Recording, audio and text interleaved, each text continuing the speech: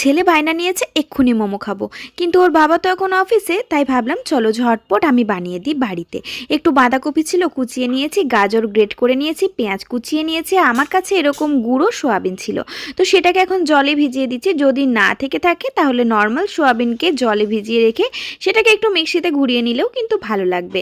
এরপর কড়ার মধ্যে দিয়ে দিয়েছি আমি খানিকটা সাদা তেল, তারপর দিয়েছি রসুন থেতো করা। এখন উপর থেকে পেঁয়াজটাও দিয়ে দিয়েছি, তারপর সামান্য একটু লবণ দিয়েছি। আর এই যে কুচিয়ে রাখা বাঁধাকপিটা আর গ্রেটেড গাজরটা দুটোকেই আমি একসাথে দিয়েছি। এখানে বিনস থাকলে বিনসও দেওয়া যেতে পারে, ক্যাপসিকাম থাকলে সেটাও দেওয়া যেতে পারে, তবে সব ব্যাপারটাই যেন এরকম একটু মিহি করে কাটা হয়। এরপর ওই যে ভিজিয়ে রাখা সয়াবিনটা দিয়ে দিলাম। এখন হলুদের গুঁড়ো আর সামান্য একটু গোলমরিচের গুঁড়ো। এখানে এরকম জিরের গুঁড়ো ধনের গুঁড়ো কোনো মশলাই লাগবে না, কারণ আমরা যে দোকানে মোমো খাই দেখবে মশলাটা কিন্তু একটু কাঁচা কাঁচা টাইপেরই থাকে। তো ভাবলাম যে একটু টকটক ব্যাপারটা আসবে, তো আমার কাছে টমেটো ছিল না, তাই একটু টমেটো কেচাপ, সামান্য একটু চিনি দিয়েছি আর দিয়েছি গ্রেটেড আদা। তো ব্যাস পুরো ব্যাপারটাকে ভালো করে এখন ভেজে নেব। আর এই যে মোমো মেকারটাতে আমি কিন্তু গরম করতে দিয়ে দিয়েছি জল, আর এখানে আমি নর্মাল আটা নিয়েছি, যেটা আমরা রুটি খাই সেটাই, একটুখানি লবণ আর সামান্য একটু সাদা তেল। নর্মাল জলে আমি এটাকে মেখে নেব। মোটামুটি ওই রুটির আটা যেমন হয় সেরকমভাবেই আর কি মাখতে হবে।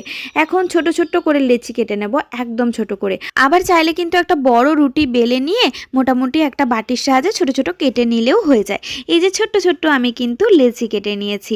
ওই গোটা 12টা মতো করব, খুব একটা বেশি তো পুর হয়নি। আর বাড়িতে বানানো মানে বুঝতেই পারছো, পুরো ভেতরে একদম ভর্তি পুর চাই। তো এই যে ছোট্ট ছোট্ট লেচির মতো কেটে নিয়ে আমি এইভাবে বেলে নিয়েছি, আর এই যে ভেতরে ভর্তি পুর দিয়ে এইভাবে মুখটাকে একটু বন্ধ করে দিতে হবে। দেখো দেখতেও কিন্তু বেশ সুন্দর হয়েছে, আর খেতে তো বলারই ভাষা নেই।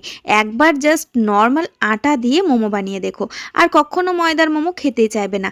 এটা বাচ্চার টিফিন থেকে, বাচ্চা স্কুল থেকে ফিরলে স্কুল যাওয়ার সময়, মানে যখন চাইবে এটা দিতে পারো। আর যারা ডায়েটে রয়েছো তারা মোমো খেতে পারছো না, অনায়াসে এটা বানিয়ে কিন্তু একদিন ডিনারে তোমরা রাখতেই পারো। এটা কিছুই না, একদম অয়েল ফ্রি। তো ব্যাস দিয়ে দিলাম স্টিমে মোটামুটি 10 মিনিট। 10 মিনিট পরে কিন্তু মোমো একদম রেডি হয়ে গেছে। আর দেখো কি সুন্দরভাবে কিন্তু উঠে আসছে, কোনো তলাতে লেগে যাচ্ছে না বা কোনো সমস্যাই কিন্তু হচ্ছে না। তো একদম সুন্দর করে উঠে আসছে। এইভাবে প্রত্যেকটা মোমোকে আমি কিন্তু উঠিয়ে নিয়েছি।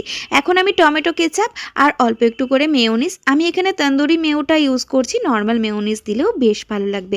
একবার কিন্তু অবশ্যই বানিয়ে